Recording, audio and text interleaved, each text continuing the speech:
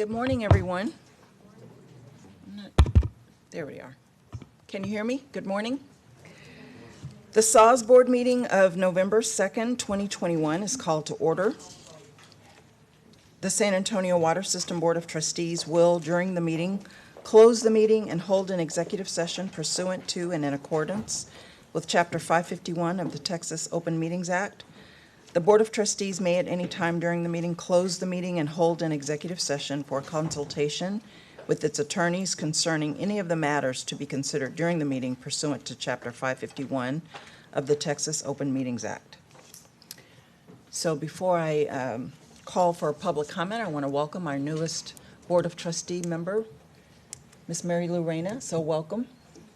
Thank you. Okay, next we have our third and final briefing, item number C. Tracy.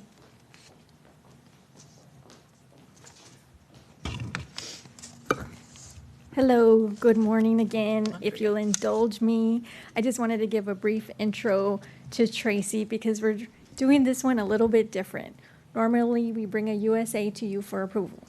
But we've heard you loud and clear that as there are utility service agreements that are a little bit different or that have some concerns, some environmental concerns, you want that opportunity to hear it first, to provide some input, to ask some questions before you're put on the spot to make a decision. So that's what we're doing here today with this tract with Guajolote. The issues with this tract, Tracy's going to go into specifics, but we are still in the midst of negotiating this utility service agreement with the developer. We are getting close, just in terms of, at least on the water side, what that infrastructure is going to look like. But before we bring this forward, before we start reaching out to other stakeholders, including the environmental groups, we wanted to bring this to y'all first, get your input, and then we can determine how we move forward. Okay. So Tracy's going to give you the background. Thank you for that introduction.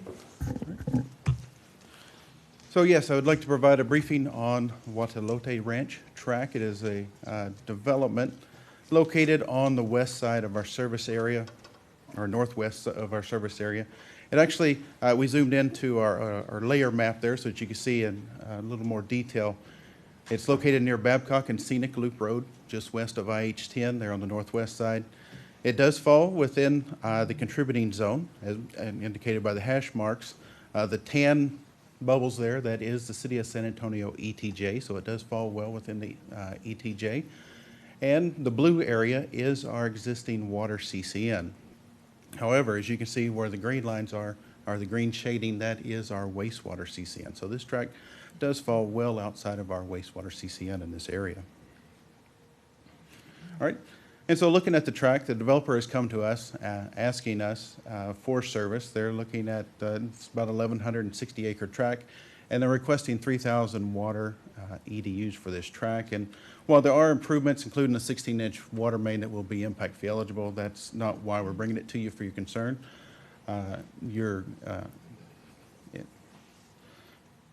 Your opinions and concerns that we can look at, and so the wastewater EDUs is the concern. They are asking for zero water, wastewater EDUs. They're asking to build their own wastewater treatment plant in this location. Again, this is within our water CCN, outside of our wastewater CCN, but within the City of San Antonio ETJ. And so shown here on the screen, the blue, green shading is our existing wastewater CCN. So you can see it's quite a ways from our existing infrastructure, shown there as the green lines. In addition, we've added another item, the shaded purple areas, which has been a concern in the past. Those are existing city parks with conservation easements in this area. So as you can see, there's been a lot of efforts for conservations taking place in this area, and they are between our existing system and this tract. And so obviously, anytime a developer comes to us and asks for a wastewater treatment plant, our knee-jerk response is no way. Let's look at the other options. So this is what we have done with this as we've been working with this developer and engineer over the last 6 months or so. And so looking at the sewer options for this tract, there's multiple new lift stations in order to serve this tract because of the contours, it drains different directions. So there'd be 3 new lift stations there. Gravity sewer main is always the best option, in our opinion, whenever we first start out, right? There's no mechanical components or anything, so that's always our go-to answer. And then, of course, the developers requested is for the wastewater treatment plant. And then septic systems, those are always an option whenever we look at these. So looking at those four options, concerns for these tracks, the multiple new lift stations, again, because of the contours and the way it drains, it would ultimately take 3 different lift stations in order to serve this track fully with wastewater service. And so there would be 2 on-site, and then 1 would be the regional discharge. That would extend a wastewater and force main, or wastewater force main over to Scenic Loop. And then it would roughly fall along Babcock Road into our existing infrastructure. And so we're looking at about 3 miles of force main. Again, this is over the contributing zone. It will, about 2 miles of gravity main will need to be installed. You can see it goes well into our existing infrastructure. We have to go to a larger main within our system that has existing capacity to handle these additional EDUs. So there is an extension and replacement of that. Looking at this alignment, this would be all at the developer's cost if we go this route. It would be easement acquisitions. There's roughly 20 properties that they would need to be getting easements from along that route. And again, big concern is not just 1 lift station, but 3 lift stations added over the contributing zone in order to serve these EDUs. And with lift stations, you have the mechanical components, right? Those potentials for failure, and we just talked about the freeze and what we're doing to prepare for that as we move forward in the future. And so those are mechanical components. They require electricity. And so that is a concern there as we look at that. And then, of course, lift stations have a shorter lifespan than if we were to install a gravity sewer main, right? Because they are mechanical creatures. Roughly every 20 years or so, we should be doing a full replacement of a lift station. So it is a concern as we looked at that option. And then gravity sewer main, again, that's usually our go-to answer. No mechanical components to it. The problem we're seeing here is that it is, because of those contours, in order to go fully gravity, we'd have to have 2 separate outfalls, forking off a main outfall as we extend it. We're looking at about 9 miles of wastewater main to be installed in order to get to a sewer gravity main that has capacity in this area. And so generally, we follow the lows, all right, along the creeks. And so as we do that, this construction of this 9 miles of wastewater main will be through both developed and undeveloped areas. And so they both create problems, right? In the undeveloped areas, we are messing with the pristine nature that is there. But whenever you get to the developed areas, we've got existing infrastructure in the ground. We've got people's driveways and other components like that we will interfere in. This is 9 miles, and that's about 83 new easements that will need to be acquired as we go through this. And so that is quite a number, maybe not as maybe normal for 9 miles, but it's still a lot of easements to be acquired. And so from SAWS master planning perspective, I think we would do a misservice to our community if we did not participate with the developer and upsize this gravity main, right?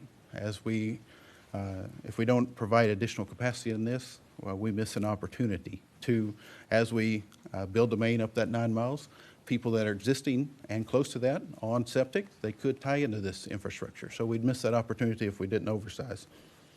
But on the flip side, oversizing can also be looked at as a negative, because then you're opening up the area for additional growth. So that is a concern as we look at this. So it's both positive and negative as we look at oversizing. And so that potential for growth there, and especially in the undeveloped areas, right? We've got a lot of karst and habitat concerns in this area. This is over the contributing zone. So that is a big concern there as we move forward with this option if we were to go that way. And so the other aspect, which we've heard very vocally from you, is the conservation easements are a concern. This is high-level planning where we just go along the creeks, and so we haven't done the in-depth design, or we haven't worked with the developer. That would ultimately be his engineer's responsibility to look at that alignment. But As we look at it generally, we'd be getting close to at least 3 of these conservation easements, if not all of them. Major one there in purple is the Scenic Loop Park there, where the 2 lines fork from the single feed is Medea Park, and then later down at Lisa Park. So those are 3 conservation easements that we know would most likely be impacted as we move forward and look at this option. And of course, if we do, these are a number of easements, 83, that is hard to get approved, and if we are oversizing, we would have to discuss whether we would want to move forward with condemnation if that is an option, or if needed. Hopefully it's never needed, but we all know it occasionally is. And looking at option 3, which is the developer's preferred option, is an on-site wastewater treatment plant. If we go with that route, this will be owned and maintained by the developer. This will not be a SAWS wastewater treatment plant. That is not the intention. It will be his. There will be 0 discharge to the existing SAWS system in this area. And so with this, if we were to approve the USA with this as an option, we would not be approving a package treatment plant. We would still have the right to protest the package treatment plant permit. We're not saying that we wouldn't, but with this, they will need a TCEQ discharge permit in order to build that wastewater treatment plant. And so we looked at what if we were to go this route, what considerations could we do? There are tighter restrictions. Building in the contributing zone, there are separate standards within the 0 to 5 miles of the recharge zone that they would have to comply with. But in addition to that, we looked at what stricter standards could we put on if we were to go this route. And so one of those is advanced nutrient removal. And so that is a method we want to go forward with in the future because it removes more of the phosphorus and nitrates from the system. And of course, that allows for algae blooms if we don't remove those significantly. So we could have algae blooms in the downstream. And so that is a concern. We are looking at that as a stricter standard. And then looking at the discharge point. We have a seat at the table to discuss that with them. Ideally, we would get it as much upstream on their property as possible so that any concerns would impact them and not just at the edge of their property, they're dumping the flow off. Most likely, this will not be a 100% land application. This will have to be discharged with this capacity from this development. All right, and another standard that we would require if we were to move forward with this is that they would be only limited to this tract, the 1,160 acres that they could serve with this treatment plant. That would be part of our stipulation. They could not look at expanding the area over as their friend developer comes in, or if they want to buy additional property, our stipulation in the USA would be that it would be restricted to use only on this tract. And so there is, while TCQ approves a discharge permit, they also, in order to serve the individual customers and charge fees, they have to get a CCN for this, which is what we have. We don't have the CCN for the wastewater, we do have it for the water. So they would have to apply for that. And through that PUC process, Public Utilities Commission process, COSA must consent to that. So there is where they would have to go to the City of San Antonio and ask for consent for that CCN. And so again, developer owned and maintained, so SAWS will be out of the picture on this. So we would be ensuring that they do that. And one thing we've always had concerns with on wastewater package treatment plants is long-term maintenance. Where SAWS is going to be in 20 years whenever the operator walks away and the repairs get too extensive. Are we going to be building that gravity sewer main that we elected not to build first time by allowing this? So that's always been a concern, and that has been our experience in the past. That has been a while since that has happened. So that is a concern, but looking at this, right, package treatment plants have come a long way in the last 20 years. And with this rate of flow that they would need, they would roughly, this is about a half an MGD, 500,000 gallons per day, average daily flow to 600,000 gallons per day. So this is a little bit larger package plant. This isn't something that they would have to they can hire somebody to run and like we've seen in the past with the smaller package plants. They hire somebody that doesn't really know, they train them up, and you run it for the next 20 years, right? They would have to look at some type of a contract with a provider, and one example is Central States Water Resources. They're actually looking at taking over the Leon Springs package treatment plant right now. So these are not just hire somebody and train them. We're looking at official companies that do this as a business now. So that's a big change from in the past and with that.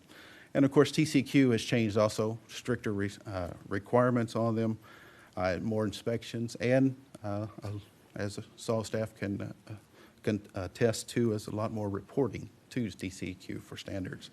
So it is a concern and has been on the long-term maintenance, but with these tighter standards and developments, it may be possible.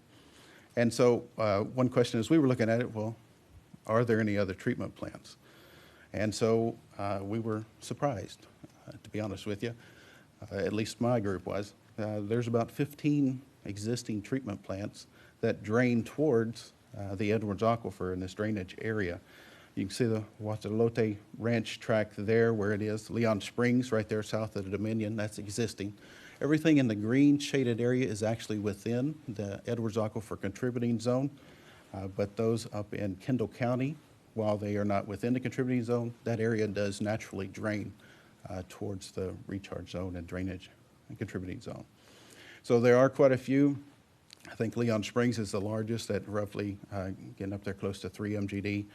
There's some smaller ones, on average maybe half an MGD, which is the 500 to 600,000 gallons per day are for these treatment plants just in this area. So a lot more development as far as treatment package plants than we expected as we looked at that. Although you can see within our service area, we've pretty much kept those out of the Bexar County, and a lot of them are Comal and Kendall County. So with our expanding our gravity system, we've been able to avoid those. And so the last option we looked at is septic system. So the developer right now, his current land plan shows about 400 of the 3,000 sites to be septic. My assumption is that's kind of getting some starting money to build that, develop those 400 lots, and then he would build the package treatment plant and develop the remainder 2,400 EDUs.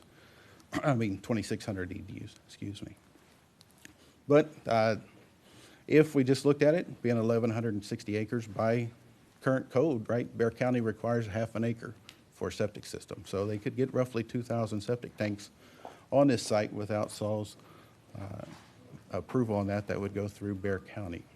Of course, that would reduce some of their impervious cover area, or not their area, but their green space areas. So that is a concern. And the developer has not offered this up. This is just doing some general analysis on this. And so with that, those are the 4 options we've looked at. We wanted to bring it to you, as Ms. Beamer said, to get some inquiries on you. We haven't reached out to the environmental community. We wanted to get your input first and make you aware of the situation and get some initial thoughts from y'all before we reach out to them. And if y'all have additional questions that we need to relate to them, we wanted to make sure we included those when we did reach out to them. And ultimately, once we obtain that information, do the review, come back to you, we could return for board consideration as early as next month. But again, it depends on what additional information you would like to see before consideration.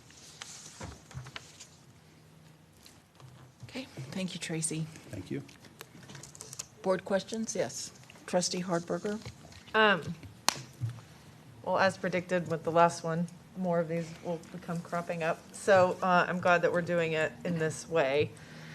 You know, as you mentioned, Tracy, there's a lot involved in this and a lot of impacts that are, I think, far bigger than anything to do with SAWS when we're building over the contributing zone. So I guess my question is, do you know what, if any, city council review would be required for something like this? I mean, I think this is a perfect example of, I don't think SAWS is the appropriate gatekeeper to be talking about we can talk about what the best system is, but there's a much bigger question here about building many houses. What's the impervious cover situation? What's the, is this a good idea? Is it part of our master plan? So do you know what the flow of information, what, if anything, goes through the elected officials of the city before it comes to us? So it will go through the permitting process through the city of San Antonio. Obviously, this is within the ETJ, so they would be doing that aspect. I don't think that necessarily goes to the city council, but they would need consent if they were to try to obtain the CCN, Certificate of Convenience and Necessity, in order to serve the individual developers and our customers and charge them. So in order for that, again, the city of San Antonio council does have to provide consent on that PUC. The Public Utilities Commission will be looking for that as part of that process. And then in terms of the timing of that, you said at the end that this could come up to us as quickly as, next month. Do we usually not look at it until it's gone through whatever those additional processes are, or can they be done in parallel? So typically SAWS is actually one of the first stops, Mm-hmm. right? If there's not water or sewer there, there's not going to be ability to develop. So I don't think we've mentioned the track to the city in our planning meetings with them. We've been joint meeting every 2 months with them, so they are aware of this and have been made aware of this track and what the proposal is. But as far as any formal submittals through that process, I don't think there has been. I'm not Okay. aware of any. Yeah, I think that timing just reiterates this issue that keeps coming up, which is, without our approval, it can't go forward. And I think that's putting the cart before the horse in terms of it essentially does make us the gatekeeper to this. And it's like, well, we already have water and wastewater, so we can go forward now. And again, I don't know, Mayor, if you have thoughts on this, but it's a perfect example of, and they're just going to keep coming. I mean, when you look at this map and you look at how its location, the conservation easements, the fact that it's not developed around that, and we can all guess what's going to happen, that will all get filled in. And so what does that look like with that many EDUs over the contributing zone and near delicate karst features?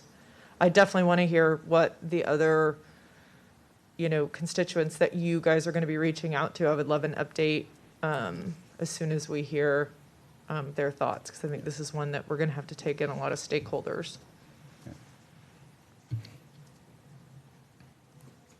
Mayor? Sure. Well, first of all, I'm glad that we're here and not a month from now not having this conversation. So that's a step in the right direction. I will say the thing that keeps coming up is what are we doing with the growth management plan and policy documents of the city? There is movement on that. As you are well aware, that process was well underway starting in 2019. We were rolling into it in 2020, and then everything paused during the pandemic. That's restarted now. They've re-engaged the stakeholder groups as well as SAWS in that process, and I believe we're scheduled, this doesn't help with this case, but we are scheduled to come to the council, or the staff is, by the middle, somewhere in the middle of 22, and then formal adoption I would expect by the fall of a new policy document to help guide these decisions. In the meantime, I think we have to use our best judgment on these cases, which I think is a little bit difficult if we also don't know the water delivery plan. So I would ask that once we have a little bit more clarity on the water side of the house, we can engage council, engage the city in discussions on that, so we get a better understanding of what their intent is. It feels like we're picking from 4 less than desirable options, with some being much less desirable than others. But keeping that in mind, this is at some point down the line going to be developed. The urgency of it seems to indicate that we have a little bit of time to be thoughtful on which direction we go. So again, grateful that we're being a little bit more deliberative before we come to a vote here. And I think as we can continue to engage the developer and get more clarity on what they're doing with regard to the water side, and what the development looks like. That'll give us a little bit more information to engage the city with. So, well, we have looked at the water, and that's the component. There is a backup slide. I don't know if you can provide that one to present, but we have looked at the water system and what would need to be extended in order to serve this track. And that 16-inch water main there shown in purple along Babcock and Scenic Loop, that would ultimately be extended. That is impact fee eligible main that would be extended, looping our system in that area. And then they would provide another 16-inch loop into their track and through their track up to our existing system. Because of the size, again, this one will be actually served by 2 different pressure zones also. So that 16-inch along Scenic Loop and Babcock Road is one system, and then there is an existing pump station. Well, actually, I apologize. A pump station that's currently under design to the northern part of the track, and a small portion of that will be served by that. And so that's in design review right now for that pump station, and this would just be an extension off of that higher pressure zone there to serve that track. So we have looked at water. Again, this is in our water CCN, so we did need to provide them what would be required for water. So, and they are currently acceptable to the water improvements that we are requiring. Proposing. Trustee Hardberger. I just want to echo what the mayor said about, and I'm certainly, I'm cognizant that I don't want to make this, this developer sort of an example, but when you look at that area and this level of development in that area of San Antonio, this really is our opportunity to get this one right. I think we're going to see a huge increase of development up there, and it has much bigger impacts to the city at large than if you saw that level of development to the south, just because of the geology. So, I think as we start to really see the city explode into that sort of northern reach over the contributing zone, I just, I do want, and this is maybe even beyond my SAWS hat, I do really want the city and us to be in lockstep and figure out both our role, but also, other things, other ways that we can construct it. Because once we let something this big out, I think we're creating a pattern. So we need to be very aware in that particular area how we're doing that. I don't think that was done as well as it could have been in the 281-1604 area. So I'd like to see it done better now that we know more. Understood? Trustee Potter. So I drive this road quite often, and there's a lot of development already happening, ideally we can figure out something that will go along and that could do all of the environmental check marks that we would like to have. I would say that I don't think that not being in the table is a good solution. I think we need to be in the table. And I appreciate the heads up, and the way I see it, we have 30 days to come up with something good, or I don't know how long we're gonna punt this out, or we can. And I will strongly consider, working closely with the city of San Antonio to understand what our options, best options are, of course, with the other community groups that need to be involved.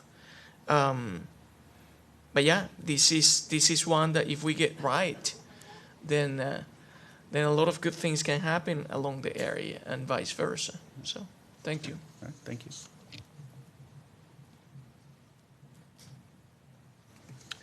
Any other trustee comments? Okay, All right. Thank you very much. thank you, Tracy.